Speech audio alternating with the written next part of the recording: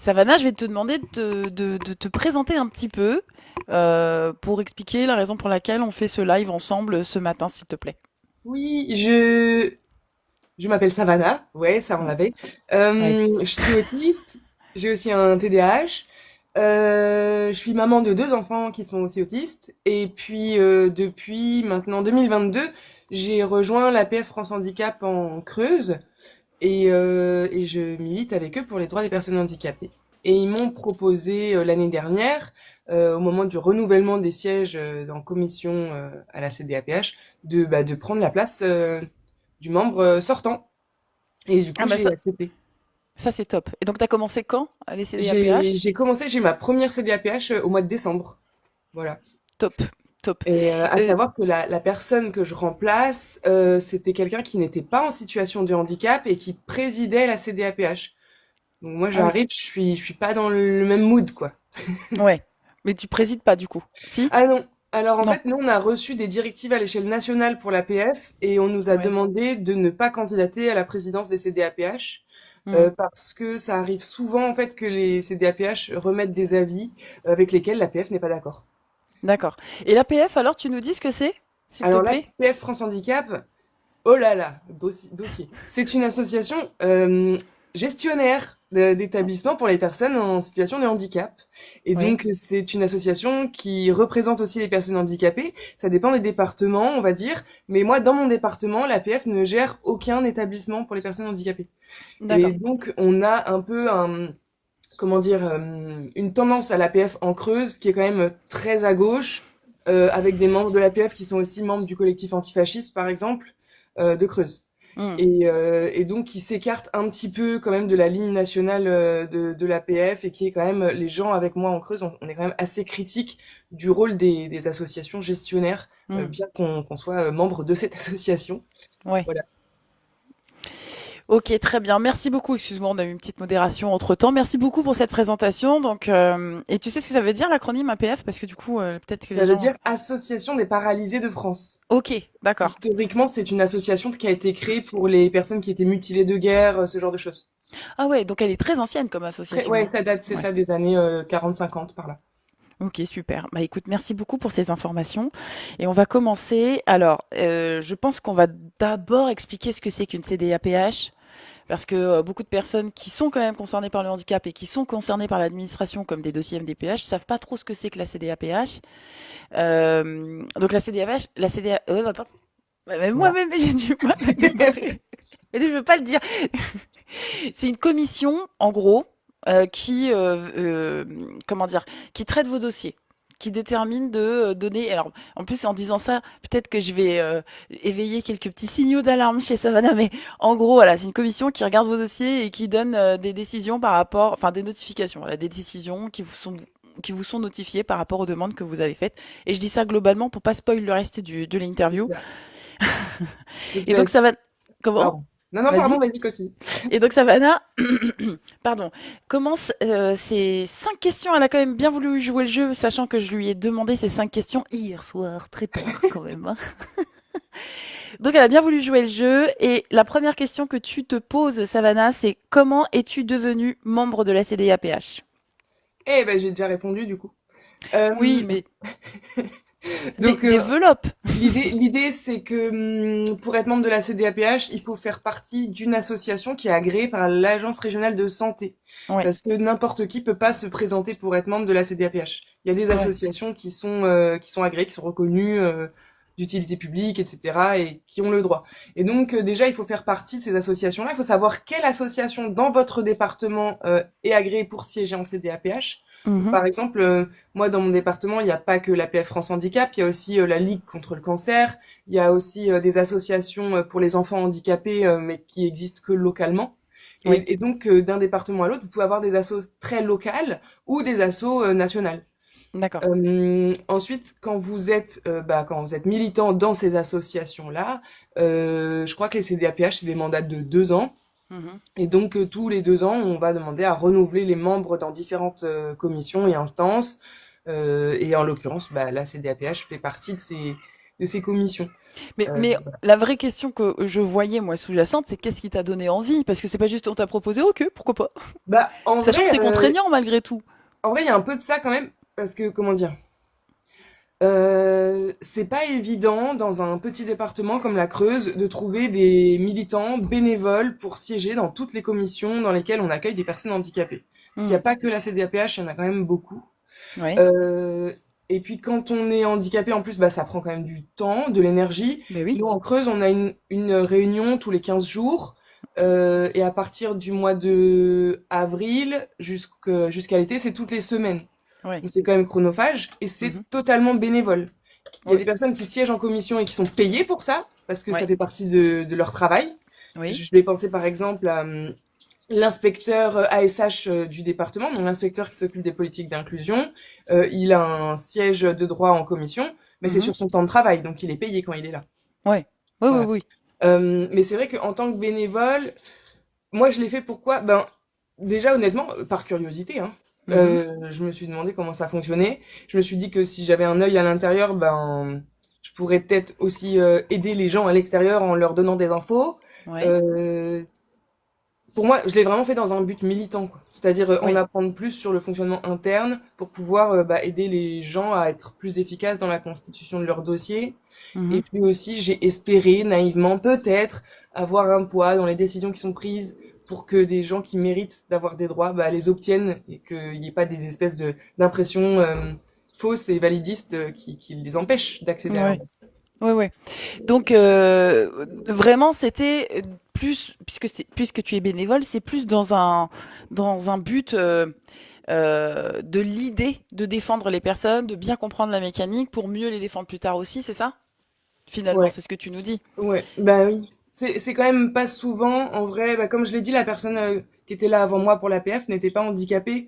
Hmm. Et je pense que les personnes handicapées qui siègent dans les commissions, bah, on est minoritaire, Ouais. mais plus on est nombreux, et ben plus il y aura d'informations sur notre situation réelle, en fait. Et moins d'idées reçues, enfin, je suppose. On espère. Voilà. On espère. C'est toujours un peu les raisons pour lesquelles on espère faire ce qu'on fait, surtout quand on est bénévole. La question suivante, c'est quel est le rôle de la CDAPH au sein des MDPH? Donc on a un peu expliqué, enfin moi j'ai un peu expliqué On très essaye, hein. rapidement, mais du coup, quel est son rôle précisément? Parce que nous, en tant qu'usagers, on s'imagine qu'il y a une seule commission, et en échangeant avec toi, j'ai appris que ça se passait pas aussi simplement que je l'envisageais. Ouais, ça, déjà, ça dépend des départements. Mais Ouais, en gros, à la MDPH, donc il y a des salariés qui travaillent pour la MDPH. ouais. Il y a des médecins, ergothérapeutes, enfin toutes les spécialités un peu qu'on peut retrouver. Enfin, je sais même pas exactement la liste d'ailleurs, mais du fait, eux font partie de ce qu'on va appeler l'équipe pluridisciplinaire. Ce sont Hmm, eux qui vont étudier les dossiers MDPH. Nous, en d'accord. commission, à la CDAPH, on n'a pas accès aux dossiers. On voit pas les dossiers. On peut pas les lire. On peut pas savoir ce qu'il y a de coché dans le certificat médical. On n'a pas connaissance non plus des diagnostics. Oui, alors tu vois, c'est ça qu'on se dit, je t'interromps, mais c'est ça que nous on s'imagine, c'est qu'on s'imagine qu'il y a l'équipe pluridisciplinaire dans un coin de la table et qu'il y a les membres de la commission CNAPH aussi et qu'en fait, ensemble, vous regardez les éléments, vous en Eh bien, pas discutez du tout. ensemble. Après, moi, je peux pas te dire comment ça se passe dans les autres départements. Je peux dire Oui, que oui, comment ça se passe chez moi. bien Mais sûr. chez moi, l'équipe pluridisciplinaire, donc, elle étudie les dossiers. Si besoin, elle va contacter les familles pour poser des questions supplémentaires, aller les rencontrer à leur domicile ou demander aux familles de venir à la MDPH pour les rencontrer. Donc, c'est Oui. là où vous pouvez être amené à voir l'assistante sociale de la MDPH, l'ergothérapeute de la MDPH, le Mhm. médecin de la MDPH, l'infirmière de la MDPH. Ah Bref. ouais, toute la clique, quoi. On, Ben, on- on va on pas vous rencontre tout le demander de les monde. voir tous, mais généralement, vous pouvez être convoqué ou on peut vous demander que l'un d'entre eux vienne chez vous. Ouais, d'accord. Voilà. Moi, Ok. je sais que mon premier dossier MDPH, j'ai rencontré l'infirmière, j'ai dû aller à la MDPH. Le deuxième dossier que j'ai déposé, c'est l'ergothérapeute qui est venu chez moi. Oui, voilà, en fait, ils viennent à la maison quand on fait des demandes de PCH, ce genre de choses, non? Pas- Quand c'est au domicile. Ça, je sais pas. Je sais. Enfin, moi, ils m'ont demandé si j'étais, si, enfin, en gros, ils s'adaptent. Moi, j'étais pas à Ouais. l'aise de retourner à la MDPH, c'était loin de chez moi, j'étais pas en état de conduire, donc ils sont venus, quoi. D'accord. Et alors, qu'est-ce que c'est CDAPH? C'est la commission, moi j'ai Eh les ben, en acronymes. fait, comme ce sont des professionnels qui étudient les dossiers et qui remettent un avis, on peut douter parfois du bien fondé des décisions qu'ils prennent.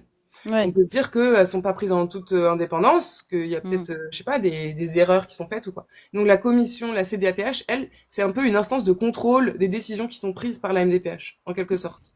Et D'accord. donc, quand on arrive, nous, à la CDAPH, il y a un ou une salariée de la MDPH qui est là, qui fait Oui. partie de l'équipe pluridisciplinaire, et qui nous lit les notes qu'ils ont prises pendant qu'ils se réunissaient en équipe.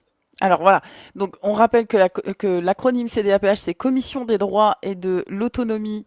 Nazou me connaît très bien aux personnes Tout à fait. handicapées. Je devrais la connaître par cœur, mais à force d'utiliser l'acronyme, on oublie la signification des lettres. Donc déjà, c'est quand même important de l'entendre et de le comprendre. Mais alors moi, j'ai découvert ça avec toi. C'est que l'équipe pluridisciplinaire, donc comme tu viens de le dire, se réunit, fait un premier jet, et ensuite, vous n'avez pas les pièces entre les mains Non, quand vous vous réunissez. pas du tout. Par Comment contre, dans décider? la note de la MDPH, on nous donne des informations, mais il y a un, comment dire, il y a un côté, je pense, qui est lié à la loi, c'est que les données médicales, c'est confidentiel, et on n'a pas le droit de les connaître. Aussi, les dossiers qui sont présentés à la CDAPH, ils sont totalement anonymisés. On Oui, ne connaît pas le nom, le prénom de la personne. oui. On connaît son âge et sa ville, c'est tout. Bon, ça c'est cohérent. Mais quand tu vois, c'est là où Mais c'est un du coup, peu ce qu'on va nous inouï. dire, mettons Ouais. si on a une personne, je sais pas, qui a des, je sais pas moi, une maladie du côlon, j'en sais rien, Mhm. ben on va nous dire qu'elle a une déficience digestive ou un truc comme ça. Oui. Et vous êtes le médecin? Si elle a un problème de vue, on va nous dire qu'il y a une déficience visuelle. Ouais. Donc faut s'accrocher, parce que si la personne elle est autiste, on va nous dire qu'elle a une déficience cognitive. Ah oui, on aime. Bah oui. Mais c'est là où c'est compliqué parce que on peut faire comme au bac. C'est-à-dire, on peut masquer l'identité de la personne et quand même accéder au dossier. Et on préserve justement le secret médical. En ça, alors, tu vois, je suis un peu très étonnée de ce mode de fonctionnement et ce qui doit vraiment vous embêter pour la prise de décision parce qu'effectivement, dans un but ok, d'objectivité, je l'entends, mais c'est très difficile de rester objectif dans ces conditions-là. C'est On très lit un compte compliqué. rendu. C'est d'autant plus compliqué que souvent les personnes, quand elles remplissent leur dossier, j'ai l'impression qu'elles se disent que si elles marquent le diagnostic, alors on va deviner un peu les difficultés qui en découlent. Ouais. Eh ben non. Ben ouais, mais si ça arrive à la CDAPH, en fait, on ne sait rien. Et On ne sait voilà, rien. c'est ça. Et vous n'avez même pas accès au projet de vie, je présume. Alors non, non, non. On nous lit, je crois, enfin, nous ce qu'on nous lit, c'est des extraits, des résumés, Ouais, mais on nous lit pas le projet de vie, non. Non, non. d'accord. Et attends, je vérifie. Mais si tu Et, veux, et- pour te mettre un peu dans le bain, t'imagines que on a devant nous un tableau avec écrit telle personne demande tel droit, tel droit, tel droit, tel droit. Elle a tant de pourcents d'invalidité. Nous, on suggère de lui donner ou de pas lui donner. mais qui a la décision finale du coup? La CDAPH.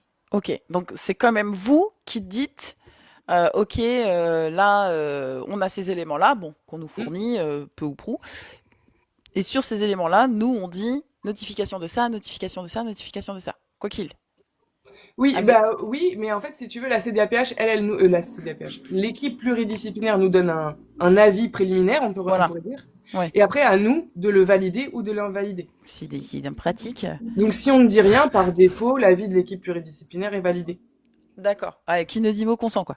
Exactement. Et donc, c'est arrivé en commission que je vois passer un dossier où la personne demandait une carte de CMI priorité. Mhm. Et puis, l'avis de l'équipe pluridisciplinaire, c'était de lui refuser la carte. Et en Ouais. l'occurrence, par rapport à la situation qui a été décrite, bah, je trouvais que c'était pas cohérent par rapport à ce qu'on avait pu accorder comme droit aux autres personnes avant. Mhm. Je l'ai signalé. Et du coup, les autres gens autour de moi, bah, j'ai argumenté un petit peu, ils ont écouté, et puis ils ont fini par dire, bah oui, c'est vrai, elle a raison. Bon, bah du coup, on vote contre l'avis de la MDPH. Oui, ok. Du coup, la CDAPH vote en faveur pour donner les droits à la personne. Ah bah, bien. Ok, donc des fois quand même on arrive à s'en sortir malgré tout. Oui.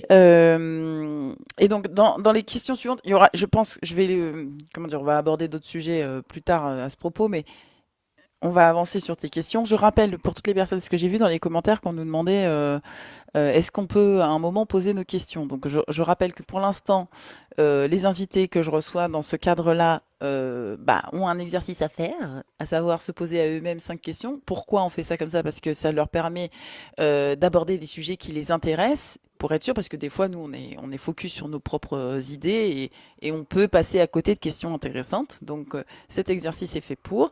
Et ensuite, il y a une FAQ. Une FAQ, c'est une foire aux questions où vous, dans les commentaires, vous pourrez poser toutes vos questions. Donc, n'hésitez pas à prendre une feuille de papier, à noter vos questions pour pas l'oublier et à les reposer quand on va la faire, cette FAQ, sachant qu'on va pas tarder à la faire. Donc, restez connectés, partagez, tapotez, republiez le live. Comme ça, on pourra aussi avoir un champ large de questions qui pourront nous être posées et qui pourront certainement vous intéresser. Donc, la question suivante que tu te poses, Savannah, c'est peut-on rencontrer les membres de la CDAPH? Attends, je ferme la fenêtre, il y a du bruit. Vas-y, Pardon. aucun problème. Alors, est-ce qu'on Alors, peut vous rencontrer? oui, oui, on Comment? peut. Et c'est vivement conseillé. Je recommande à tous les gens qui sont là en train de nous écouter d'aller rencontrer leur CDAPH. Alors, c'est pas pareil dans tous les départements. Ce qui est sûr, c'est que si vous voulez rencontrer les membres de la CDAPH, normalement, dans votre dossier, il y a une case que vous pouvez cocher. Oui. Et sinon, aussi, vous pouvez appeler la MDPH pour dire que vous avez déposé un dossier et que vous souhaitez rencontrer les membres de la CDAPH. Donc, c'est pas grave si on n'a pas coché la case, on peut quand même appeler pour dire je veux quand même être présente au Oui, moment de la commission. bien sûr. Alors ensuite, pour rencontrer les membres de la CDAPH, en fonction des départements, vous pouvez ou pas assister à la commission. Dans mon département, vous n'assisterez pas à la commission où on traite les dossiers. Ça se passe pas comme ça. Je D'accord. sais qu'il y a des CDAPH où c'est le cas, mais chez Mm. moi, c'est pas le cas. En Creuse, nous, on a ce qu'on appelle une commission spécialisée qui se réunit le matin, sachant que les CDAPH en plénière, c'est l'après-midi.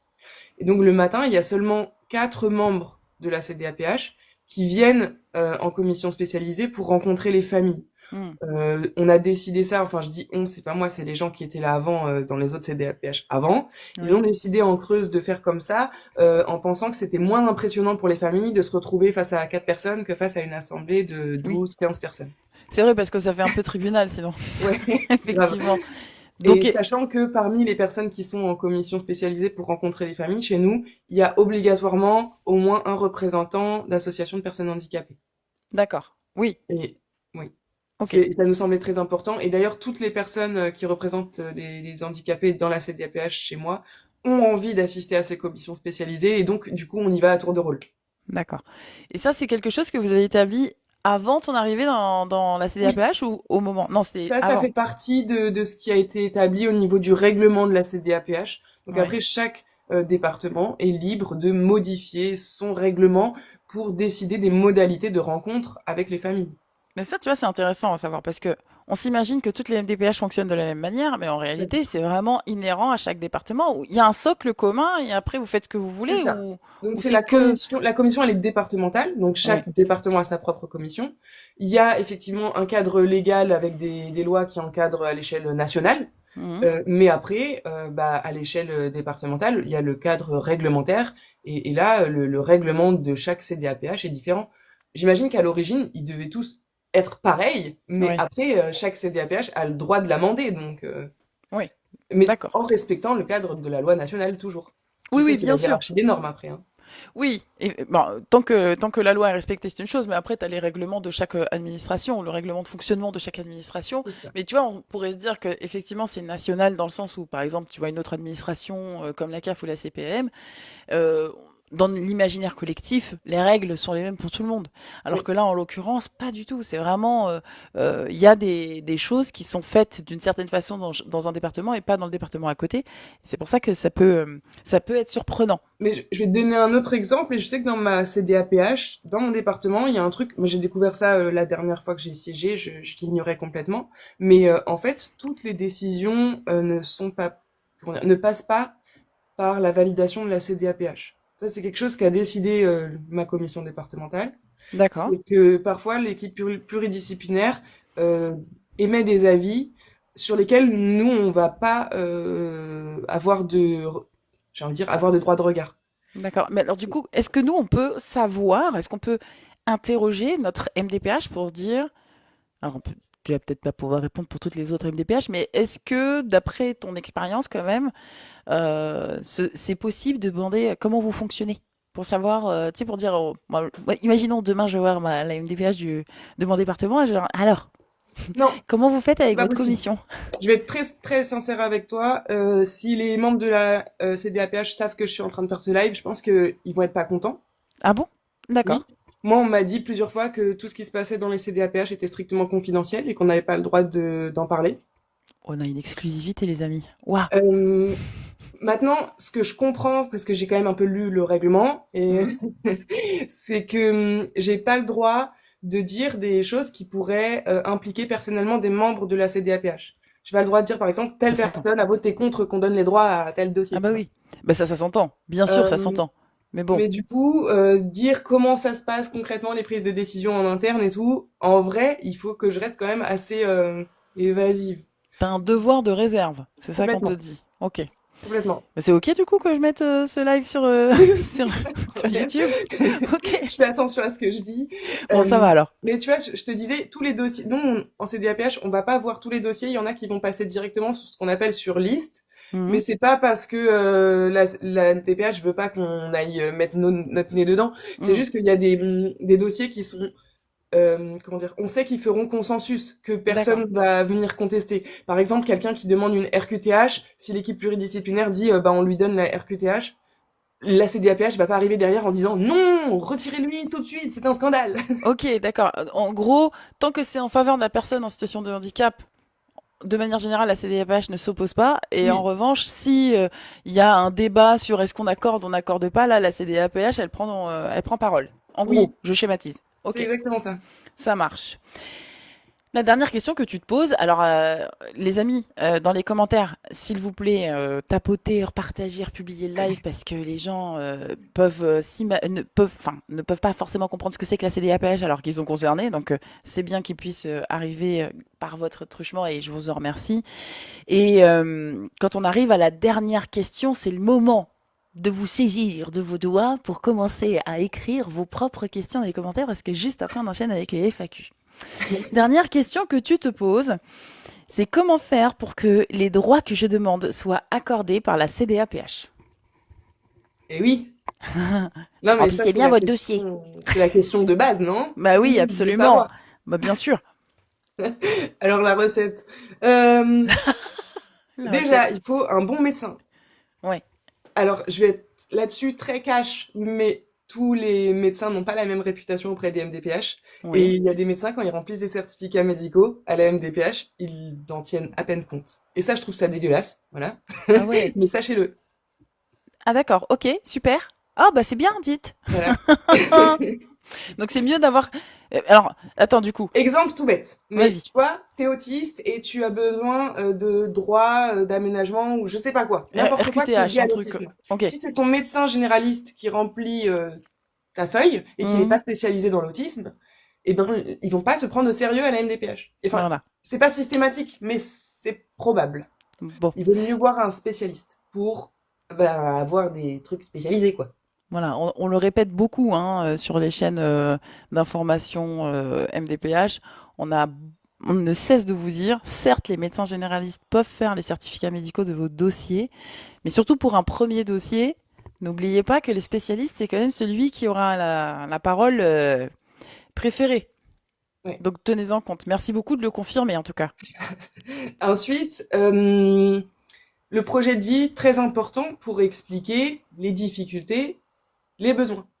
En fait, dites-vous qu'à chaque fois que vous demandez un droit, mettons Mhm. la carte mobilité, mention priorité, ça doit être lié à un type de difficulté particulier, et donc ça vient répondre à un besoin particulier. Oui. Donc, si vous n'avez pas de difficulté en station debout, 90% du temps, on va vous la refuser cette carte.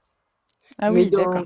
mais dans mon département, je ne Mhm. sais pas si c'est partout pareil, mais en tout cas dans mon département, quand la personne qui demande est autiste et qu'il y a écrit qu'il y a des difficultés au niveau sensoriel, souvent la carte prioritaire, elle va être acceptée. Mais c'est la CDAPH qui fait une dérogation par rapport au droit. Ah, d'accord. Donc en fait, il faut que la CDAPH soit bien équilibrée pour que les personnes soient bien informées, bien instruites de ce que ça implique pour une personne autiste. Donc ça veut dire qu'il faut effectivement que le panel de la CDAPH soit assez représentatif des handicaps. C'est compliqué. Il y a combien de membres Il faut de qu'ils manière soient générale? formés à l'autisme, sinon ça peut suffire. Ouais. Après, je t'avoue que moi, je suis dans un département où les associations pour l'autisme sont très actives et Ah, beaucoup de ça gens va. sont bien formés. Oh, ça va. Tu vas me- en message privé, tu me diras dans quel département tu es. Je suis en Creuse. Ah oui, bah c'est vrai. Mais moi, je suis à Mais Paris. ça, Pour c'est un moi, truc.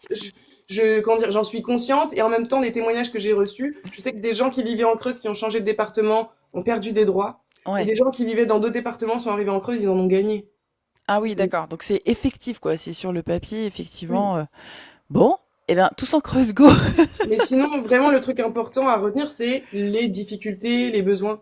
Parce Oui, que, typiquement, à la CDAPH, nous, c'est la seule chose qu'on connaît des dossiers. ouais. Si à aucun moment il y a écrit que la personne elle a du mal à marcher, bah à aucun moment nous on a des arguments au CDAPH pour convaincre les gens de lui donner sa carte de stationnement. Oui, Voilà. oui. Donc, sachant qu'en plus, vous n'avez pas accès, vous n'avez pas, excuse-moi, je constate on m'a sonné les cloches tout à l'heure parce que j'avais 3 minutes de retard, je viens de le voir. Surtout qu'en plus, comme vous n'avez pas accès aux fameux projets de vie, aux choses où on a tendance, nous, en tant qu'usagers, à développer, à apporter plein d'autres éléments de contextuels du handicap auquel on est confronté, c'est compliqué pour vous si vous n'avez pas accès aux informations, enfin si on vous les retransmet pas, quoi. Donc effectivement, il faut qu'on arrive à fournir un maximum d'éléments. Oui. Après il y a des choses qui aident dans les dossiers, mais comment dire, je sais que ça stresse parfois les gens, mais en tout cas sachez que si vous avez déposé plusieurs dossiers pour plusieurs membres de votre famille, la MDPH le sait. Ah Voilà. ouais. Nous, en CDAPH, on nous le dit, telle personne, elle a déposé un dossier pour sa fille aînée, mais elle a aussi un fils plus jeune qui a telle pathologie, ou qui a un dossier avec tel droit, tel droit, tel droit. Hmm. Voilà, nous, on en est informés. Et D'accord. ça Mais peut... ça joue sur ça joue sur vos décisions de savoir que Complètement, oui. Oui, oui, ah complètement. Bien d'accord. sûr. Ok, parce que Évidemment. nous naïvement on se dit oh, bon bah pauvre famille, elle a 3 personnes sous son toit qui sont en situation de handicap. Chaque Oui, handicap requiert les mêmes, enfin ses propres besoins. oui. Donc ça va être traité individuellement, mais pas du tout en réalité. Vous êtes tenu Non, quand en même fait, de. il y a bien sûr, enfin, bien sûr, c'est traité individuellement parce que bah, c'est comme ça que fonctionne le droit, Oui, mais on prend en compte le contexte familial d'accord. qui va Ok, avoir une incidence forcément sur le bien-être individuel de la personne demandeuse. ça marche. Ok, très bien. Les amis, c'est le moment de vous armer de vos petits doigts pour poser vos questions. Je rappelle qu'on est en train d'interviewer Savannah qui siège en commission CDAPH grâce à son association AFP, L'APF, APF. AFP, c'est pas autre grave. chose. APF, Dyslexie Power. APF. Donc, on est en train de comprendre un peu comment fonctionne une CDAPH parmi tant d'autres. La CDAPH, c'est la commission qui étudie vos dossiers pour valider vos notifications à MDPH, pour dire oui, ça c'est valable, ça c'est pas valable. Notification du LIS, IME, notification, parce que je parle aux parents d'enfants en situation de handicap, mais aussi pour vous-même si vous êtes concerné, RQTH, CMI 80%, etc. Donc c'est le moment de poser vos questions à Savannah. Préparez-les. L'agence J'en France suis Stress. en stress, oui, Alors, voilà. si j'ai ma modo qui m'enquiquine, après, on n'est pas arrivé, quoi. Alors, on a Mademoiselle et des chiffres qui nous dit est-ce vrai que la PCH aidant familial est compliquée à avoir pour des petits-enfants? Ma fille a 2 ans. Ah bah oui, parce que souvent la PCH aidant familial, elle est attribuée aux personnes qui vivent avec la personne handicapée. Donc j'imagine qu'en tant que grand-parent, tu vis pas avec la personne, donc c'est un petit peu plus compliqué. Après, j'ai pas encore été formée aux particularités Elle, d'attribution de la PCH. C'est un sujet très complexe. Très, alors, très c'est sa complexe. fille, hein, c'est pas la grand-mère, c'est sa fille. Attends, elle a pas dit des petits-enfants? Bah, quand elle dit les petits-enfants, c'est les enfants de petite Ah, taille. ma fille a 2 ans. Ah putain. Voilà. Heureusement que Enfin, pas Mimi de est là, petite parce que... taille, mais tu sais, les jeunes, Ah quoi. oui. C'est encore autre chose, les petits enfants de petite taille.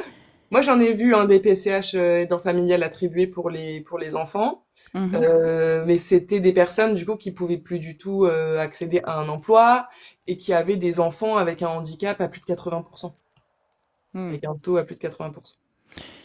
On a une question qui t'est posée, mais qui renvoie un peu à tout ce qu'on a développé en première partie d'interview. En gros, en un mot, non, autant de mots que tu voudras, qui statue les dossiers MDPH, finalement?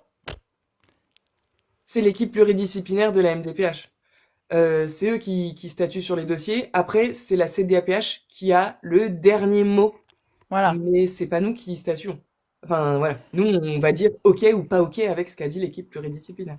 Donc je reformule. Il y a l'équipe pluridisciplinaire. C'est une équipe, quand on dit pluridisciplinaire, c'est une équipe qui est formée de plusieurs professionnels de santé dans des disciplines, donc dans des spécialités différentes, Tout à qui fait. reçoivent votre dossier, qui évaluent le côté, enfin l'aspect plutôt médical, clinique de votre dossier, et qui font donc, qui prennent des décisions. Qui dit bon bah pour ce dossier-là, on va dire ça, on va proposer ça, et on accepte ça, et on dit ça. Et la CDAPH à la fin, en tout cas dans son département, comme tu nous l'expliquais tout à l'heure, Savannah, la MDPH, pardon, un membre de l'équipe pluridisciplinaire vient faire un rapport oral, lu. Mais alors attends, du coup, vous ne Horrible. pouvez pas le lire vous-même, vous ne Non, pouvez pas le horrible. prendre et le lire. Ah non, c'est horrible. C'est très très difficile pour moi. Ça demande un niveau de concentration de fou malade. Et du coup, je prends des notes pendant que la personne parle pour essayer de pas perdre les informations importantes de mon esprit. Et tu sais qu'à la dernière CDAPH, je me suis fait, je vais pas dire je me suis fait engueuler, mais disons que la présidente de la commission a pris la parole pour nous dire que c'était interdit de prendre des notes puisque aucune information dite en commission ne devait sortir de la salle. Voilà. Alors, tu sais fait un petit peu, c'est un petit rappel des règles, mais comment, alors si, alors ils ont besoin en Ouais, CDAPH d'avoir, j'ai bégayé un peu, je l'admets. oui, moi aussi. En CDAPH, ils ont besoin d'avoir des représentants des handicaps, Oui. sans tenir compte du handicap des représentants. Alors attends, j'ai quand même demandé si je pouvais avoir au moins le tableau qu'ils affichent au vidéoprojecteur, parce que des fois ils le font pas défiler correctement et du coup on voit même pas les bonnes lignes des Bah dossiers oui. qu'on est censé traiter. Et je leur ai dit, moi honnêtement j'ai un TDAH, je suis autiste, s'il vous plaît faites quelque chose parce que je n'y arrive pas. Donc il y a On une en rit pour salariée de pas la pleurer, MDPH hein. qui m'a pris une petite fiche avec des trucs écrits, mais il faut bien que je lui rende à la fin, Ouais, pas que je d'accord. reparte avec. Bon, ça Mais va, il y ils a ont aménagé. Ils ont fait un petit mais aménagement quand mais même. il y a pas non plus, enfin c'est pas non plus le truc avec toute la lecture des cas Ah qui ouais. est fait. C'est juste la petite ligne avec telle personne demande tel droit, elle a tant de pourcents de handicap, voilà, c'est Ah tout. oui, non, mais l'anonymat et le secret médical, là, quand même, c'est à respecter, on est d'accord, mais Ah mais ça oui, a ils quand même respectent ses comme des limites. brutes, hein. Ils Ah ouais, respectent. non, bah, comme des brutes. C'est contre-productif à ce niveau-là, Mais enfin, après, tu vois, il y a eu un autre truc d'adaptation aussi. Moi, je suis prosopagnosique. Je sais pas si vous voyez ce que c'est, les complètement. gens. Mais du coup, des gros problèmes pour identifier les noms et les visages. Première séance, il y avait des petits écriteaux avec écrit les noms des gens devant eux, donc j'étais très heureuse. Deuxième séance, il y avait plus les écriteaux. Ils étaient là, bah oui, maintenant c'est bon, on se connaît. Non, on se connaît pas, les gars. Je vous assure. Donc, j'ai demandé quand même, au bout de la troisième fois, si vous pouvez remettre les petits écriteaux parce que j'étais à l'aveugle, quoi. Ah Et ouais. je sais pas s'ils comprennent. Je pense que pour eux, c'est un peu bizarre, genre mes demandes. Ben non, enfin bah écoute, c'est comment dire immersion dans le handicap à un moment ou Bah, à un autre, hein. La prosopagnosie, c'est quand même un frein à beaucoup de choses.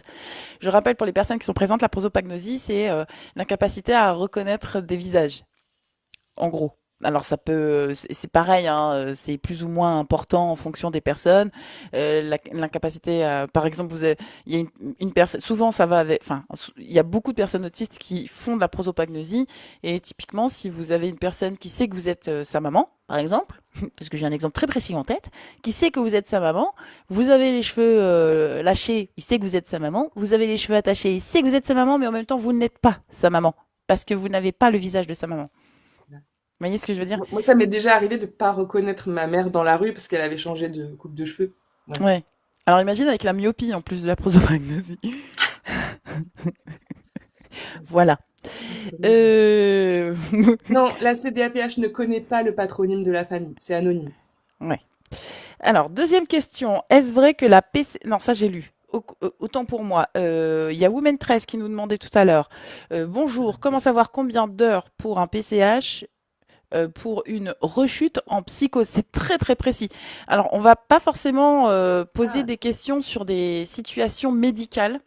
c'est très Enfin, précis, mais j'ai une réponse quand même. bon, alors vas-y. Si t'as la C'est réponse, ça que m'intéresse. Moi, je voulais te très préserver, mais c'est très bon. récemment est arrivée une nouvelle échelle de mesure des difficultés à la MDPH, en tout cas celle qui est en Creuse, je sais pas si c'est arrivé partout, mais Oui. il y a une échelle de mesure qui permet d'accéder à ce qu'on appelle maintenant la PCH psy.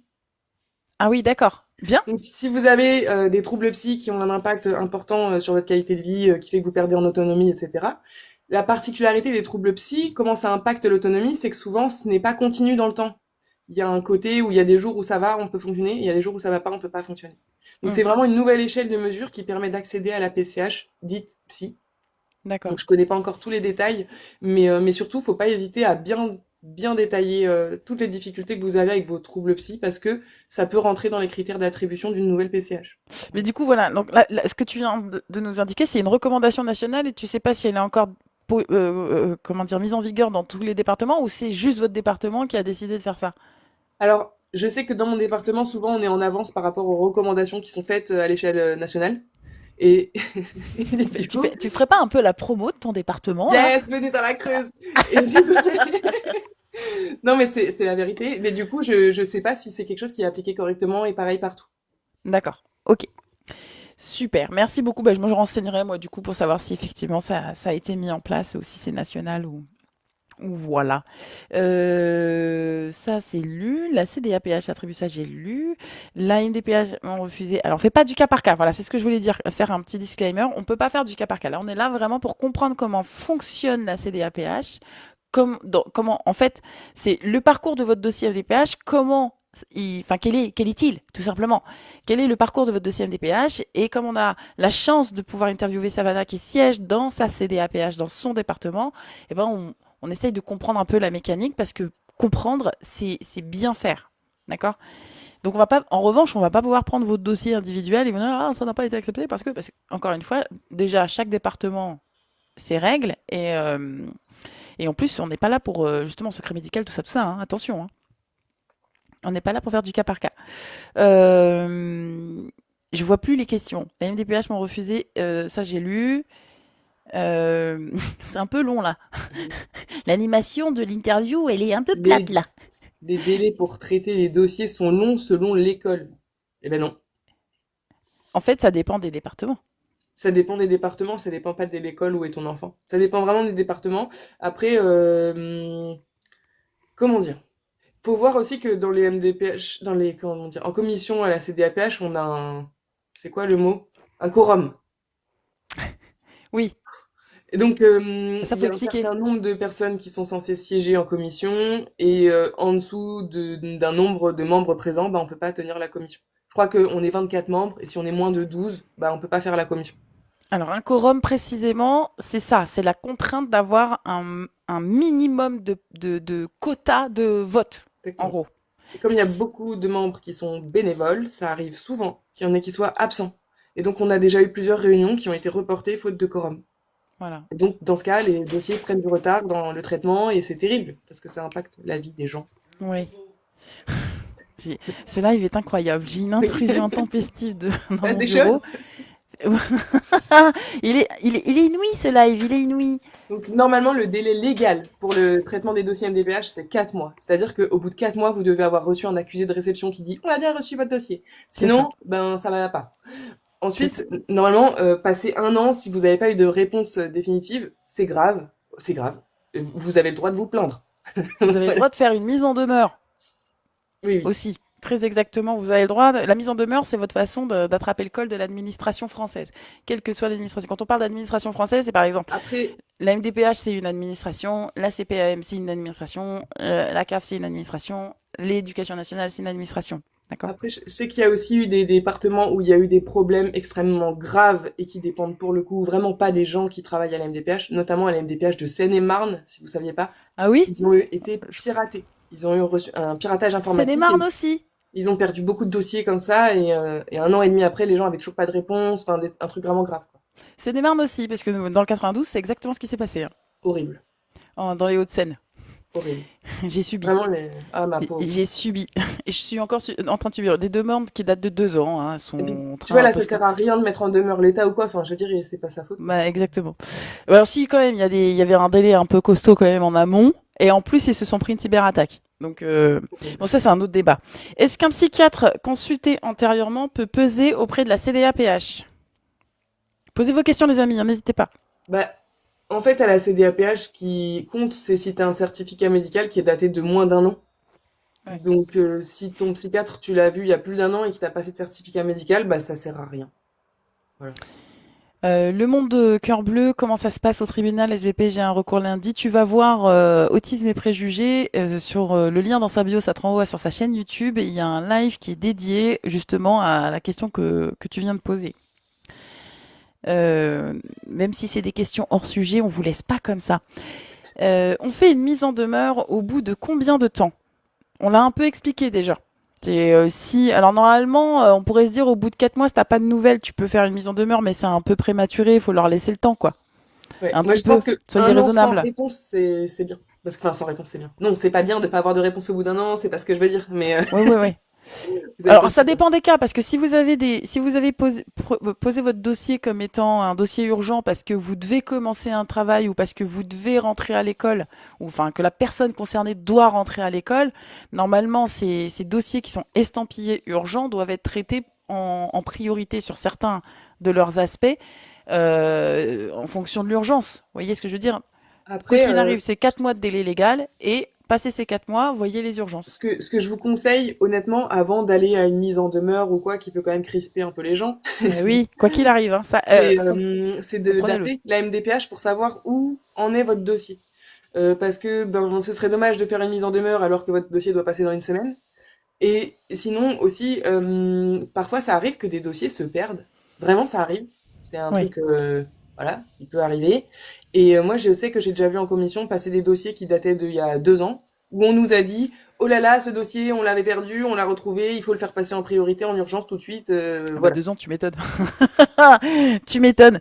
Et donc, Euh, si parfois il suffit d'appeler pour qu'on réalise que votre dossier, on l'avait paumé entre deux lignes, on va le remettre et hop, vous aurez, comme par miracle, voilà. Parfois, c'est oui, pas de toute nécessaire façon, d'aller à la mise en demeure, c'est ça que je bah, veux dire. quoi qu'il arrive, après il y a mise en demeure et après la mise en demeure, il y a tribunal. Quoi qu'il arrive, je parle des gens qui vont traiter vos mises en demeure et qui vont traiter aussi votre recours au tribunal. Ces personnes-là, elles vont toujours tenir compte du fait que vous avez d'abord sollicité en direct les administrations. Si vous ne le faites pas et que vous arrivez directement sur les mises en demeure, vous n'allez pas avoir un accueil chaleureux, entendez-le. Question suivante. Comment la commission décide-t-elle de l'orientation scolaire? Ah, ça, c'est horrible. Pardon. Oui. Alors, Ok. alors, là, il y a des trucs que j'ai pas le droit de dire. Ah mince. Ah oui. Ouais, c'est Eh chaud, ben hein. Mais donc on dit on n'a pas le droit d'en parler, tout simplement, hein. Si ça sort du cadre, enfin t'as un devoir de réserve. N'oubliez pas que donc Savannah siège en CDAPH, elle a quand même un devoir de réserve sur pas mal de sujets, comme beaucoup d'autres personnes qui travaillent dans les administrations. Donc posez toutes vos questions, mais acceptez aussi que parfois on vous dit ah devoir de réserve. On n'est pas aux c'est- États-Unis, mais on pourrait avoir le premier amendement quand même, hein. si tu veux, normalement, euh, dans la loi, ce sont les parents qui décident de l'orientation de leurs enfants. Ouais. C'est-à-dire que si, je sais pas, ton enfant, tu lui veux qu'il ait un AESH et qu'il reste en milieu ordinaire, Hmm. normalement, c'est le parent qui décide. Mais Oui, si mais la après il y a les commission, notifs. elle dit que en fait, non, on va pas lui mettre d'AESH et on va proposer une orientation Ulysse, bah le parent, lui, il a pas d'AESH et il a une proposition d'orientation Ulysse. Est-ce qu'il va du coup garder son enfant en milieu ordinaire sans AESH? Bah, en fait, il y a quand même des alternatives, ça faut qu'on en parle de ça, parce que si vous faites vous prenez une décision, vous notifiez dans un sens et que l'usager c'est vous, hein, la famille, n'est pas d'accord, ah mais c'est pas vrai, ces robots là, c'est un délire. Que l'usager n'est pas d'accord, il peut très bien, ouais, il peut très bien faire un RAPO. Un RAPO, ça veut dire que vous contestez la décision de la Bien sûr. CDAPH, Mais la plupart du temps, les gens, ils le font pas. parce qu'ils sont pas au courant. Ou oui, ou parce qu'ils sont fatigués, juste. Ouais, c'est vrai. C'est vrai, l'usure administrative, elle crame un peu les Mais neurones. après, si tu veux, on a quand même des représentants de l'éducation nationale qui siègent en CDAPH et Ouais. qui défendent aussi les intérêts de la de l'éducation nationale. Pas forcément toujours ceux des. Hmm. Ouais. Bon, c'est délicat. C'est délicat. Mais du coup, Après, nous, c'est des débats qu'on a autour de la table en commission. On n'est pas toujours d'accord et voilà quoi. hmm. Ouais. Et alors, du coup, comment vous faites ça m'amène d'autres questions. Ok, vous avez le quorum pour voter, mais quand vous n'êtes pas d'accord, c'est la majorité qui l'emporte ou vous avez besoin d'une majorité absolue? Non, c'est à la majorité. La C'est la majorité? majorité, ouais. Ok. Moi, ça me dérange pas d'être la seule à voter pour les droits attribués à quelqu'un et que tout le monde vote contre. Je m'en Hmm. bats. Tu vois. Oui, oui, d'accord. J'assumerai jusqu'au bout de défendre les droits des personnes handicapées, même si je suis la seule. Bon, en général, on espère que vous soyez d'accord sur les mêmes sujets quand même. C'est fait pour ces commissions-là. Je reprends vos questions. Non, Soleil, on va pas. Elle a dit depuis le début qu'elle est dans la Creuse. Soleil. Bonjour. Oui. Attends. Parlons de la destruction de nos enfants en milieu scolaire. Non, on va pas parler de ça. On va parler de la CDAPH surtout. Aujourd'hui, on parle de ça. Vous n'avez plus de questions. Ah si, pour un Ah, PCH accepté, une attends. PCH, c'est une PCH. Pour une PCH acceptée, peuvent-ils faire une rétroactivité de 2 ans? Perte sèche de salaire, merci.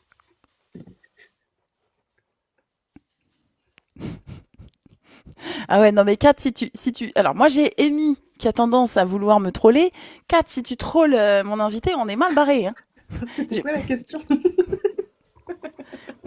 Catwoman, s'il te plaît. Je comptais sur toi pour ton sérieux, Catwoman. Catwoman, c'est une personne dans les commentaires, ok? C'est ma modo aussi. Donc pour une PCH acceptée, peuvent-ils faire une rétroactivité de 2 ans? La PCH, normalement, elle est rétroactive, ouais. Mais de 2 ans, enfin, elle est rétroactive au moment où tu as déposé ton dossier. Oui, d'accord. Donc la Donc, si tu l'as rétroactivité, ça... déposé il y a 2 ans, théoriquement, oui, mais ça fait long pour un traitement de dossier de PCH, 2 ans quand même. Exactement. Exactement.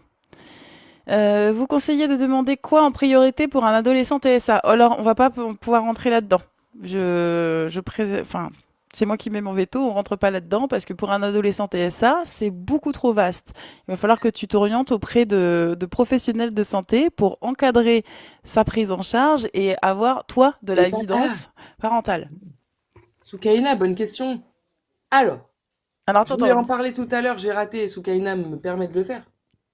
La commission n'est-elle pas tenue de répondre favorablement ou pas aux demandes et pas de propositions?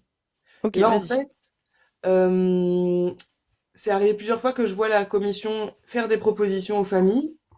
Et généralement, c'est parce qu'on a des dossiers où on voit que la personne a de grandes difficultés, mais les droits qu'elle demande, en fait, sont pas suffisants.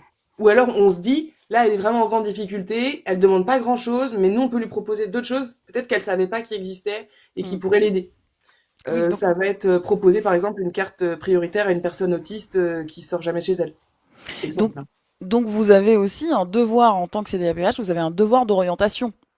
C'est pas quelque chose qui fait partie de nos devoirs, mais je pense que c'est quelque chose qui se fait parce qu'on a un cœur. Et, et en vrai, parfois on voit des dossiers avec des personnes qui sont dans une telle détresse et qui demandent vraiment pas grand-chose et ça se sent que les gens se sentent pas légitimes à demander des droits alors que ils en ont besoin. Hmm. Et c'est une façon pour la CDPH de les encourager en fait. Ah, d'accord. Voilà. Ok. Après, pour ce qui va être des propositions qui vont être liées à l'éducation des enfants, c'est touchy. Moi, je sais que j'ai déjà reçu une proposition de mettre mon fils en UEMA alors que je l'avais pas demandé, je l'ai très mal pris. Oui, c'est vrai. C'est vrai, mais on en Euh, reçoit tous, hein, par exemple, mais, sans rien demander, des propositions d'IME, ou voilà, et on n'a voilà. pas Mais demandé. maintenant que je vois comment ça fonctionne en interne, je me dis que en fait, c'était juste une façon pour la CDAPH d'essayer de m'aider. Voilà. Oui, je comprends. Alors, on a un Cognito qui nous dit: Mon fils adolescent autiste se voit réduire la PCH de moitié au motif de son évolution due à son âge. Ouais. Est-ce que c'est cohérent?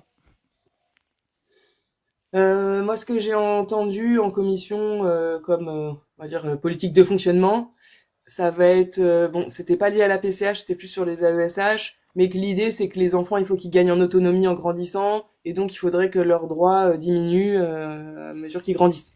Oui, En c'est le gros. principe, en fait. C'est-à-dire, à partir du moment où vous mettez en place des prises en charge, le but du jeu, c'est que ils accèdent à de l'autonomie. Donc, finalement, il faut qu'on démontre que ça marche, mais qu'on a encore besoin.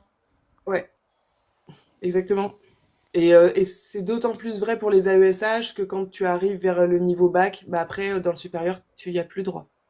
Ouais, d'accord. Mais donc pour les PCH, je saurais pas dire précisément, mais j'imagine que c'est dans la même idée de vouloir autonomiser la personne. Oui. Alors, autonomiser, ça veut pas dire qu'on en fait un cyborg, hein. Autonomiser, ça veut dire qu'il devient autonome.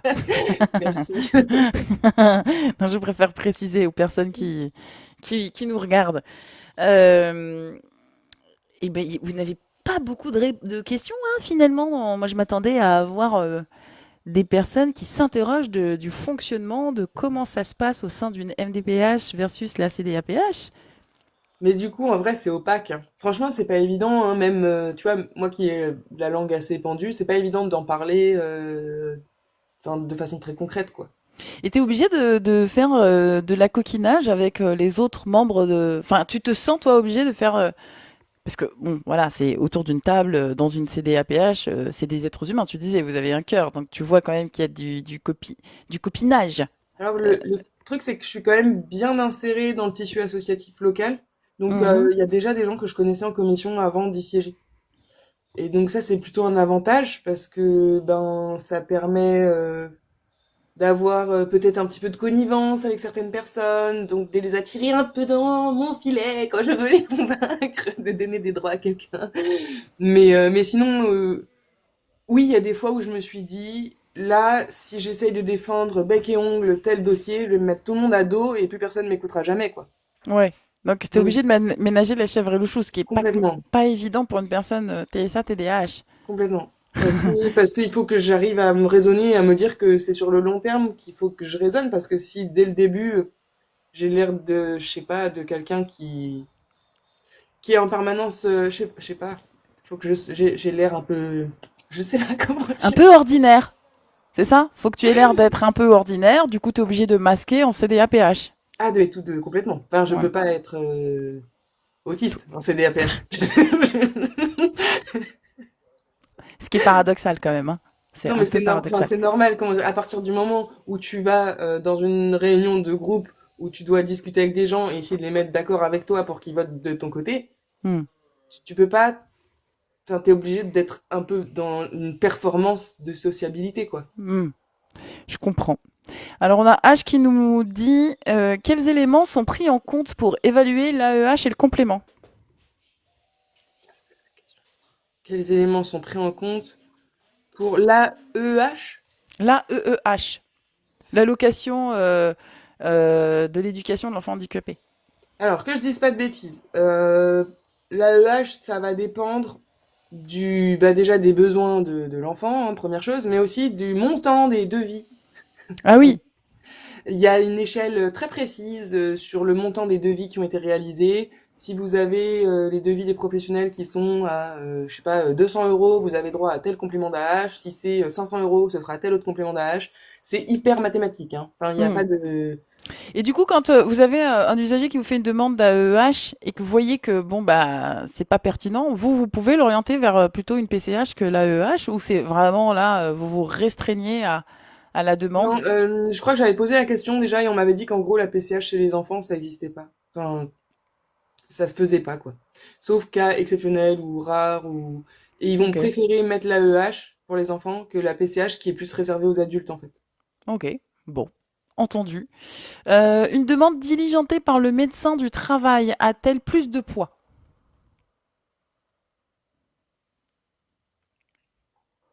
Aucune idée. Je ne sais pas. Alors, on va reprendre ce que tu disais, tu sais, au début. Euh, Si vous faites une demande, enfin, quand vous faites une demande, un dossier MDPH, vous avez la partie certificat médical. Ce certificat médical, si vous le faites remplir par un médecin spécialiste, c'est là où ça aura plus de poids qu'un médecin généraliste.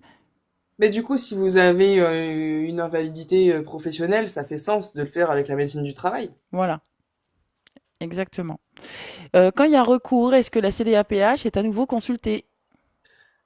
Ça peut, C'est pas systématique. je sais pas. je, je sais pas. Mais je sais que quand on a fait les commissions spécialisées où on accueillait le public pour rencontrer la CDAPH, il y en avait plusieurs qui étaient là en recours. D'accord. Ok, donc parfois il y a des, enfin, de ton expérience, tu as observé que parfois il y avait des recours en CDAPH, parfois pas. Après, ça arrivait qu'on voit passer des dossiers qui étaient estampillés recours dans les décisions qu'on a dû prendre en CDAPH. Mhm. Oui, si, c'est arrivé en fait. Donc oui, oui, si, si, ça passe en CDAPH, oui. Hmm. Ok, très bien. Ça passe en CDH. Oui, oui, Juste, si, si, si, ça y passe, ça y passe. Mais ça après, marche.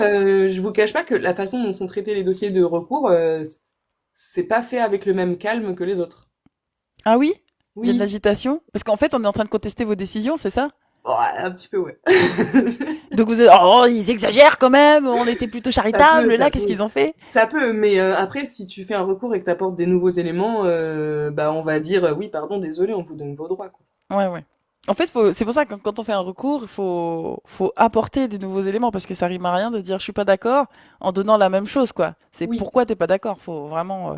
je vais donner un exemple tout bête. Une personne qui demande la carte mobilité de stationnement, Hmm, qui a des réels problèmes pour marcher, se déplacer, mais qui a pas de certificat médical qui atteste d'un périmètre de marche inférieur à 200 mètres, mettons. hmm.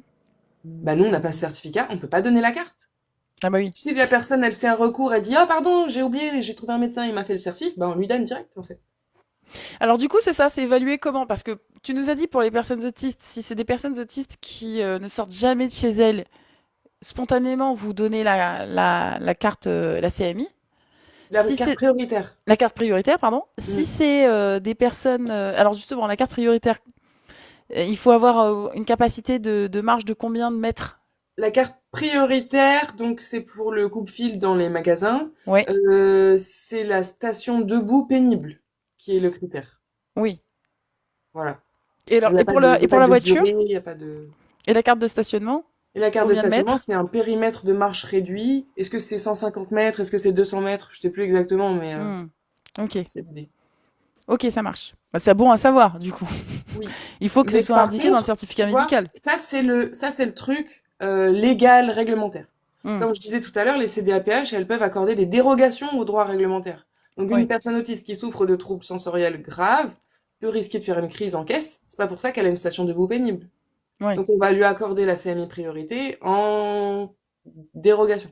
Bah, si elle fait une Une... crise, attends, si elle est susceptible de faire une crise à la caisse, c'est que la station debout, elle lui a été pénible. Oui, mais c'est pas permanent. Tu vois, Non, c'est oui, bien sûr, c'est ouais, ponctuel, mais c'est en ouais. fonction de sa capacité, Mm. effectivement. Et ça va pas compter du coup comme station debout pénible parce que c'est pas permanent si on peut dire. C'est pas comme quelqu'un qui a un membre amputé, tu vois. Oui, oui, je comprends. Ok. Mais par contre, si t'as un enfant autiste qui a des comportements hyper dangereux sur les parkings, qui Hmm, se met en danger et tout, on va peut-être lui accorder la carte priorité stationnement. Parce qu'il y a un vrai risque de mettre en danger son intégrité physique. d'accord. Mais c'est peut-être, tu vois, c'est au cas par cas, si l'ensemble des membres sont d'accord pour accorder la dérogation au droit, tu vois. Donc, faut vraiment l'indiquer dans le certificat médical et que le médecin spécialiste précise bien toutes ces choses. Et même que vous le répétiez dans Que tu le le remets dans projet. ton projet de vie, hein. Voilà, vous le répétiez dans le projet de vie, même si effectivement c'est pas la CDAPH qui va lire votre projet de vie, c'est pas grave, on va leur en faire un résumé. Exactement. Bonjour, comment est évaluée la quotité horaire pour un aidant familial enfant 50 et ça, merci. Au cas C'est par pour cas. la PCH? J'ai pas bien Bah compris. oui.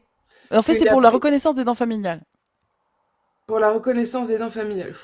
Voilà, là c'est des questions techniques, je suis pas encore assez bien formée pour répondre avec précision, je suis désolée. Eh ben très bien du coup, parce que question que j'avais tout à l'heure, elle est revenue maintenant. T'es formé du coup. Tu peux pas venir en commission CDAPH en disant oh coucou, j'appartiens à l'AFP, je siège et Bah, basta. On la te PF, forme. mais oui, si, du coup, je peux. Enfin, pour l'instant, c'est le cas, parce que Oui, j'ai pas encore reçu de formation, mais les formations sont obligatoires pour tous les membres de la CDAPH. Donc, normalement, c'est au mois de mars qu'on a des formations qui sont prévues pour les nouveaux membres. d'accord. Ok. Et du coup, des formations qui vous apprennent, tu peux le dire ou pas? Bah, je sais pas, du coup, j'ai pas fait encore. Mais t'as les intitulés? Non. Juste en mars, vous avez des formations. Ouais, c'est ça. Ok, ça marche. Non, mais après, j'imagine que c'est sur, bah voilà, le fonctionnement des CDAPH, les conditions d'attribution de la PCH. Genre, j'ai un dossier COMAS sur la PCH qu'il faut que je lise, mais flemme. Flemme ou Ah non, vraiment, TDAH grosse du coup. flemme. Non, lire avec le TDAH, pour moi, c'est très compliqué. Et oui, alors, c'est ça qui est un peu particulier quand même. Catwoman, elle nous scande APF, un APF, slogan. APF. J'ai dit AFP, c'est ça? Oui. Ouais, APF, APF, APF. Ah, pff. Désolée. Elle m'a comprise. Ce live est très rigolo. Et- Euh, ne donnez pas les critères. Attends, j'ai pas. Alors, toute notification de décision est validée par la CDAPH, c'est obligé. Carmen, est-ce que tu sièges en CDAPH du coup toi aussi? C'est bon à savoir ça. N'hésitez pas à poser vos questions. Je suis absolument fan des réactions spontanées de Savannah. Contraire, mon étonné, Amy. Je rappelle que c'est censé être une interview sérieuse qui va être en replay après, s'il vous plaît.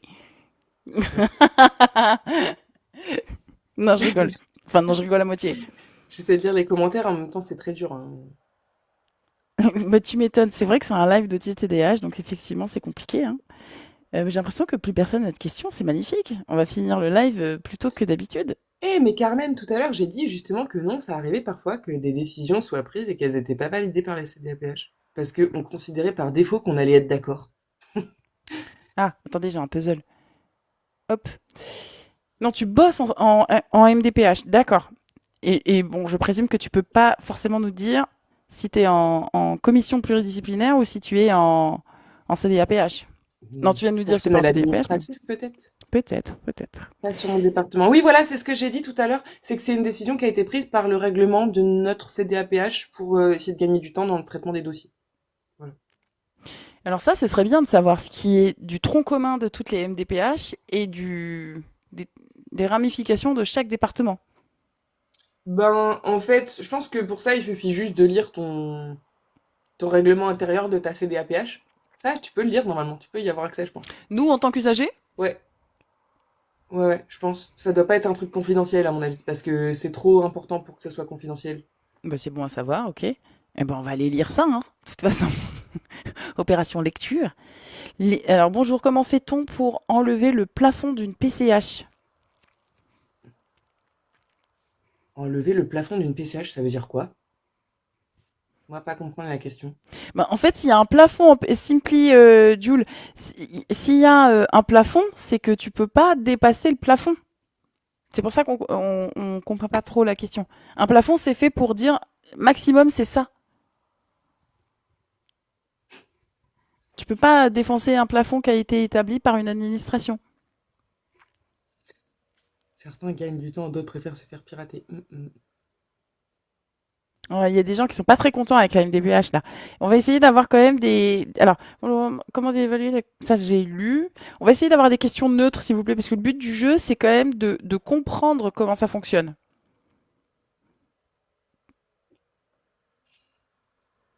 Mais en même temps, je pense qu'on a fait un peu le tour, Ouais. malgré tout. Bonjour, pour un enfant autiste et DAH, pour demander plus des heures d'AESH, il se base sur quoi?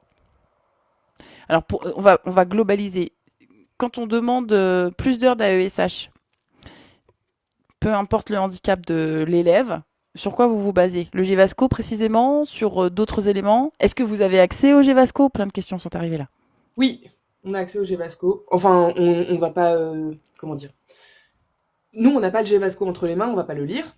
Ah, Mais on a quand même l'inspecteur de l'éducation nationale qui est là, qui lui connaît les dossiers. Et du coup qui peut nous parler du GVASCO de l'élève, qui souvent va aussi enfin avoir la comment dire être en lien avec le personnel de l'établissement où est scolarisé l'enfant mhm. et qui va être capable de nous dire j'ai déjà entendu des échos de tel élève qui a peut-être des difficultés ou lui j'ai jamais entendu parler de lui c'est qu'il doit pas avoir trop de problèmes Ouais. et s'il a entendu s'il a des retours de la part de l'éducation nationale de difficultés persistantes de certains élèves dans certains établissements qui sont en situation de handicap, il va nous encourager à la CDAPH de d'y remédier en donnant plus de droits, par exemple. D'accord. Et du coup, euh, l'inspecteur d'académie siège en CDAPH. Oui.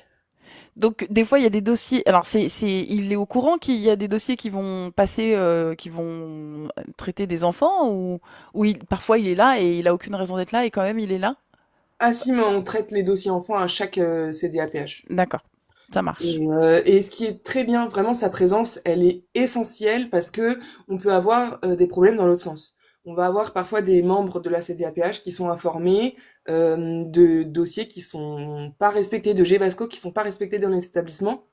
Et donc nous, on en parle en CDAPH, on prévient du coup l'inspecteur, et l'inspecteur après, il va dans les établissements, il va enquêter. Ok, d'accord. Il Ah, va attirer par l'oreille ses collègues qui font pas le taf, quoi. Donc ça marche. ça, c'est cool. Ça, c'est bien. S'il a... Alors, il est sympa, le vôtre, hein, vraiment. S'il fait ça, il est vraiment bien. Euh, Alors, pourquoi la MDPH demande le test psychométrique pour un enfant TSA? Bah, c'est une bonne question. Faut leur demander. Non, mais c'est Parce que vrai. c'est, en fait, c'est pas la CDAPH qui demande ça. C'est l'équipe pluridisciplinaire. Donc, en gros, vous, quand un dossier contient un test psychométrique, vous n'êtes même pas informé de ça. On vous dit Non, pas, on n'en sait rien. euh, voilà. On vous dit pas, il a tant de QI, il est capable de ranger sa chambre dans sa tête comme ça. Mais j'imagine que c'est pour mieux évaluer son niveau de besoin, hein, parce que je vois pas d'autres raisons. Hmm. Euh, Euh, Chose sur laquelle je me méfierais, par contre, personne n'a posé la question, mais méfiez-vous si les MDPH vous demandent des justificatifs de revenus. Pourquoi ça sent pas bon dans ces Non. cas-là? Ah, voilà. C'est qu'il y... C'est-à-dire que ça peut être l'occasion de vous refuser des droits parce qu'on estime que vous pouvez vous les payer vous-même, Ah bah oui.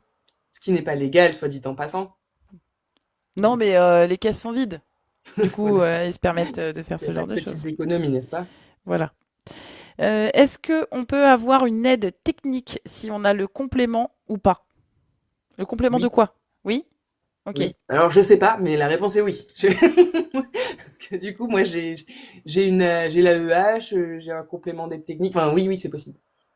Ok, alors, Carmen nous dit qu'elle est employée à la MDPH et à la CDAPH. Attends, c'est des représentants des assos et administrations. Ok, merci beaucoup Carmen. C'est pour qu'on comprenne un petit peu tes interventions, qu'on sache à peu près, euh, qu'on recadre, qu'on resitue un peu le débat. La Oui, c'est MDPH vous vrai qu'on donne, n'a pas dit qui siégeait à la CDAPH. On l'a pas dit. si, des associations, on l'a dit tout à l'heure, Ben au oui, mais début de pas la... que. Parce qu'il y a les associations qui représentent les handicapés. Il y Oui. a des membres, il y a quelqu'un qui représente la CPAM, il y a quelqu'un qui Ah oui. représente du coup l'éducation nationale, il y a quelqu'un qui représente les syndicats des travailleurs, qui représente, enfin il y a vraiment tout un panel de Oui. professions qui représente aussi l'État, les administrations territoriales, enfin il y a du monde quoi. Il y a le défenseur des droits qui est invité aussi à siéger. Systématiquement ou Il y ponctuellement? a un membre invité. C'est pas un membre qui prend qui participe aux décisions. Et donc, qu'est-ce qu'il fait le membre invité? Juste, il observe? Ouais. Et puis il peut nous donner des recommandations, il peut nous faire part D'accord. de ses remarques, et puis surtout nous on peut aussi lui adresser des retours quand on voit que des décisions qu'on prend sont pas respectées par exemple. D'accord. Ça marche. Ça on n'aime pas, hein. Quand on apprend que des décisions qu'on a émises ne sont pas respectées, vraiment ça on n'aime pas quoi. Tu vois? Qu'est-ce que... Alors, vas-y. On va développer un peu ça. C'est-à-dire, quand vous, par exemple, vous faites une notification d'IME et les parents ne font pas les recherches d'IME, ça, vous Non, n'aimez pas pas. ça. On Ah. fait une notification pour un PPS et les Mhm. profs ne respectent pas le PPS. Par Ah oui. exemple, le matériel adapté pour un élève dyslexique. D'accord. Ça, Ça, vraiment, et ça du met coup, en pétard la commission, hein. Non, mais c'est vrai. alors, du coup, comment ça se passe quand la commission est en pétard? Qu'est-ce que vous faites? Bah, on envoie l'inspecteur. Ouais. Déjà, si c'est à l'école, on envoie l'inspecteur. Si c'est ben là, il faut que je leur en parle. La prochaine commission où je vais siéger, donc la semaine prochaine, va falloir que je leur parle de la ville de Guéret qui respecte pas les comment ça s'appelle les places de parking pour les Hmm. personnes à mobilité réduite. D'accord. Je pense que ça va être un sujet parce que c'est pas possible qu'on délivre des cartes si à la fin bah, les C'est gens pas s'en servent pas. respecté. Eh oui. Ça, c'est bon à savoir. Mais alors, tu sais, nous, on a eu la difficulté aussi, hein, la carte de stationnement, parce qu'en fait, t'as les villes qui commencent euh, à appeler des prestataires de services, je cherchais un autre mot, mais bon, à externaliser, voilà, le service de surveillance des bonnes places. Tu sais, quand tu prends une place et que tu prends pas le ticket parce que c'est des places payantes, normalement, en tout cas en Île-de-France, les places, elles sont gratuites. Toutes les places sont gratuites dès que tu as la carte de stationnement. Tout à Et fait. comme les communes commencent à externaliser de plus en plus avec des entreprises privées pour vérifier le stationnement des voitures, et souvent ce sont des voitures qui ont des caméras ou un système spécifique qui check les voitures, si elles ont bel et bien été enregistrées par leur système. Du coup, on se retrouve avec des aberrations incroyables de type des voitures de personnes en situation de handicap qui se reçoivent des contraventions, mais comme, alors qu'elles sont dans leur bon droit de Oui, ne pas mettre de ticket ou de quoi que ce soit, mais comme bah, elles ont la contravention, bon, elles peuvent la contester. Et donc, on crée du flux administratif parce qu'on conteste c'est un cercle vicieux. Et après, on va nous répondre, il faut aller jusqu'à l'horodateur pour prendre le ticket, comment dire, stationnement, voiture de personnes handicapées. Mais une personne qui est en fauteuil, aller jusqu'à l'horodateur, c'est une action supplémentaire. Enfin, c'est c'est ridicule. lunaire. Non, mais c'est ridicule. Ok. Et on le voit dans tout le... Là, ça fait 5-6 ans que c'est comme ça ici, tu vois. Donc, Mais ça, c'est un truc, je pense que le contacter le défenseur des droits, c'est le truc à faire, quoi, dans ces exactement. cas. Bonjour pour un petit enfant autiste TDAH. Attends, pour demander plus d'heures d'AES. Non, ça c'est vu, c'est lu déjà. Question déjà lue. Y a-t-il un médecin conseil? Un médecin conseil, c'est-à-dire. Ben, pas à la CDAPH. Il y en a un à la MDPH, mais pas à la CDAPH. Si on est invité à assister, combien de temps avons-nous pour parler en tant qu'usager? C'est-à-dire qu'on a coché la case, on veut venir en commission en CDAPH, on a combien de temps pour parler? Bah, dans les commissions où j'ai participé, où on a rencontré les familles, c'était des échanges qui pouvaient durer 15-20 minutes. Ok. Et attends, au-delà du temps de parole, est-ce que ça vous a permis de mieux comprendre le dossier?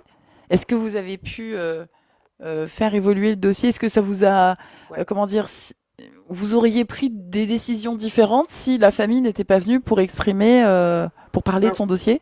en fait, ça dépend des dossiers. Mhm. Il y a eu le cas d'une personne, c'était une famille pour un enfant, en l'occurrence, où les droits avaient été refusés, et puis suite à la rencontre avec la famille, il y a des nouveaux éléments qui nous ont été apportés qu'on n'avait pas dans le dossier, et du coup on a changé notre décision pour qu'elle soit plus favorable à la famille par rapport à ces demandes, donc ils étaient contents et c'était très cool. Mhm. Il y a eu le cas d'une personne où on n'a pas trop compris pourquoi elle faisait un recours et que en fait bon ça n'a rien changé à sa situation, on lui a pas donné ses droits. Et puis il y a eu le cas d'une dame qui était honnêtement en très grande difficulté, Mhm. mais qui n'avait aucun diagnostic et qui avait des médecins incompétents, pas capables de lui faire des vrais certificats médicaux, quoi. Et donc nous, tout ce qu'on a pu lui dire, parce qu'elle nous a raconté, honnêtement, j'avais envie de pleurer, hein, c'était dur, dur de rencontrer cette dame. Bah, tu Tout ce qu'on m'étonnes a parce que pu là, tu lui les dire, as en face de toi, les usagers, là. c'est, bah, aller voir un médecin compétent, changer de médecin, madame, parce que là, c'est pas possible, quoi. Enfin, Ouais. c'est pas possible. Et nous, on peut rien faire pour vous tant qu'on n'a pas, des certificats qui attestent de vos difficultés, quoi. En Et l'état, pourtant, vous ça pouvez se voyait. constater. En l'état, Oui, quand les personnes viennent, vous pouvez constater, vous pouvez vous en rendre compte, mais si vous n'avez pas les outils administratifs pour pouvoir on n'a statuer, pas le vous droit. pouvez pas le faire. Non. Après, on a le droit de faire des dérogations au droit, si tu veux. Mais si on le fait à chaque fois sans les preuves, c'est compliqué de garder une crédibilité après Hmm. aussi. Alors Mais là, par contre, ce qu'on a fait ce jour-là, ça je tiens à le dire, c'est très important, c'est que du coup, cette dame, on l'a pas laissé repartir les mains vides. On lui a ah, donné plein de noms, de contacts, d'adresses, de médecins vers lesquels elle pouvait se tourner pour l'aider.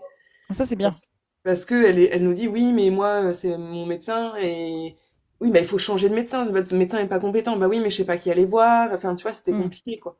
Donc, Non, on ça l'a c'est bien. orienté. Et il y a vraiment ce travail-là qui est fait par, en tout cas, notre CDAPH qui le fait régulièrement, c'est de l'orientation des familles qui demandent. Hmm. Il y a une question qui est intéressante. Pourquoi redemander des diagnostics quand nos enfants ont déjà été diag? Quoi? Par exemple, il Qui y a fait des... ça? Bah, en fait, est-ce que c'est des diagnostics qui ont été demandés? Par exemple, effectivement, quand on est autiste, point. C'est-à-dire que le diagnostic tombe, on est autiste, on l'est à vie. Est-ce que c'est les... Alors du coup, moi je pose la question à la personne qui nous interroge là. Est-ce que ce sont des diagnostics qui te sont demandés ou est-ce que ce sont des certificats médicaux qui te sont demandés? Parce que je vois que un cas de figure où ça peut arriver, c'est par exemple si tu as été voir une neuropsychologue qui t'a fait passer des bilans pour un TDAH et que derrière tu l'as pas fait valider par un psychiatre, du coup la MDPH elle va dire que le bilan de la neuropsy c'est pas suffisant, quoi. Et Mais qu'il faut un... de toutes les manières, je pense, et là peut-être Carmen va pouvoir, si elle est encore là, nous confirmer, je pense que quand le dossier, voilà, elle est présente, quand le dossier MDPH est déposé, si le certificat médical n'est pas rempli, il n'est pas reçu, il est renvoyé immédiatement, il n'est même pas envoyé à enfin, à l'équipe pluridisciplinaire. Donc, et pour faire ce certificat médical, une neuropsychologue, elle le remplit pas. C'est Non, pas son boulot, elle a pas donc le droit, elle n'est pas médecin. bah voilà, et elle le refusera. Donc, je pense que c'est une question de certificat médical, non? Je repose la question à la personne qui nous interroge. Je pense qu'il y a des dossiers desquels vous n'avez même pas connaissance parce qu'ils sont pas remplis comme il faut, parce qu'il y a, Ah oui, bah de toute façon, si les dossiers sont pas complets, ils passent pas en commission, hein. bah c'est sûr.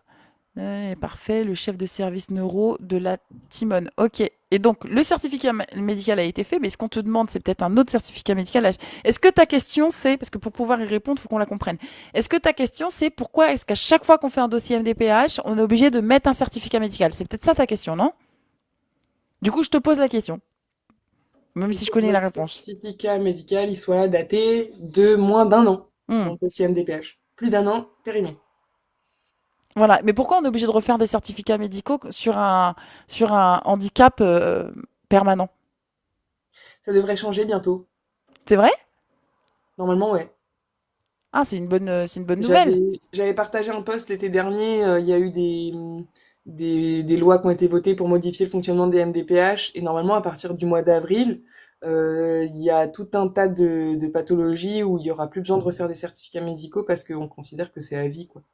Hmm. Et les droits aussi pour les enfants, normalement, ils vont changer pour qu'il n'y ait pas besoin de refaire des dossiers tous les ans, mais seulement un dossier par cycle scolaire, en fait. Un dossier, ok. Un dossier par cycle scolaire, c'est-à-dire un certificat médical pour la maternelle, un certificat médical pour la primaire et un certificat médical pour le collège et ainsi de suite, c'est ça? Ouais, c'est ça. Alors on va redemander, je vais quand même donner un élément de réponse. En fait, on demande beaucoup de certificats médicaux parce que dans les certificats médicaux du dossier MDPH, c'est un CERFA qui est normé, qui est figé. Ce CERFA normé figé, il a pour vocation non pas seulement d'attester du handicap, hein, voilà, diagnostic d'autisme, bon bah c'est à vie, mais il a surtout pour but comment dire, rapporter les évolutions. Quand on parle d'évolution, c'est neutre, parce que ça peut être une évolution positive ou une évolution négative. Il y a des handicaps issus de maladies neurodégénératives par exemple, qui peuvent être dans des évolutions aggravantes. Donc ces certificats-là viennent attester de la condition à chaque fois. Donc c'est bien que ça soit plutôt espacé, parce qu'effectivement d'une année à l'autre, ça change pas des masses, mais c'est vrai que si c'est tous les 5 ans environ, c'est pas mal. Tout à fait. Écoute, il nous reste plus que 5 minutes de live. Je propose que on en profite pour parler de ta chaîne TikTok. Un Ma petit peu. chienne. Ah non, pas ma chienne, ma chaîne. Non, Tac. Je si vous tu fais présente comme Rose. Amy, si tu Voilà. fais comme Amy et comme Catwoman, on va pas s'en sortir, hein. Arrêtez de me troller, ça suffit. Donc, est-ce que tu peux nous parler un petit peu de ta chaîne TikTok? Du coup, tu m'as fait Ouais, douter. bah, je fais des vidéos un petit peu sur les réseaux sociaux, TikTok, Instagram et Facebook. Ouais. Et sur, je fais des vidéos qui parlent un peu de tout, hein. Je vais parler, bien sûr, d'autisme, de handicap, de neurodiversité, mais je parle aussi politique. En ce moment, je suis très axée antifascisme, j'avoue. Sans Euh, blague. mais j'aime bien essayer de faire du lien entre l'autisme, le handicap et le politique parce que je considère que c'est lié. Ça énerve beaucoup de gens, notamment des gens d'extrême droite. Oui. Donc si vous avez les yeux fragiles, attention, n'allez pas sur mon Facebook surtout. Mm. Après, c'est très difficile de ne pas politiser le handicap dans la mesure où, par défaut, les politiques l'ont politisé. Si effectivement il y a un certain bord politique qui prend la majorité, la condition des personnes en situation de handicap est dégradée. Donc c'est difficile de ne pas se politiser à ce moment-là, hein, dès qu'on est touché par le sujet du handicap. Après, moi j'habite dans un département où l'été dernier, il y a eu une chasse aux noirs qui a été organisée par un comité des fêtes dans un petit village. Donc Ouais. comment te dire, hein? Voilà, voilà. Bon, Mon député localement, c'est un député d'extrême droite, donc oui, on essaye de se protéger. Parce que quand oui, on est handicapé, généralement, l'extrême droite, elle nous aime pas beaucoup. oui, je comprends. Voilà. On est... Oui, exactement. Vous avez tous bien entendu dans les commentaires. Et ça avait fait aussi du bruit dans les médias. J'en avais entendu parler de ça. Mm. Yes. Eh bien, écoute, Savannah, je te remercie infiniment pour le temps que tu nous as consacré pour qu'on comprenne un peu comment fonctionne une CDAPH. Alors, encore une fois, un disclaimer s'impose, hein, c'est pas les CDAPH qui fonctionnent toutes comme celles de Savannah. Les maisons départementales des personnes handicapées, c'est bien du département, quoi. Donc, il y a des socles communs et il y a des fonctionnements qui sont inhérents à chaque département. Je te remercie infiniment. Vous pourrez revoir le replay. Je vous invite aussi à vous abonner à la chaîne donc de Savannah. C'est pour ça que je lui ai demandé de parler de son contenu parce que ça pourra vous intéresser.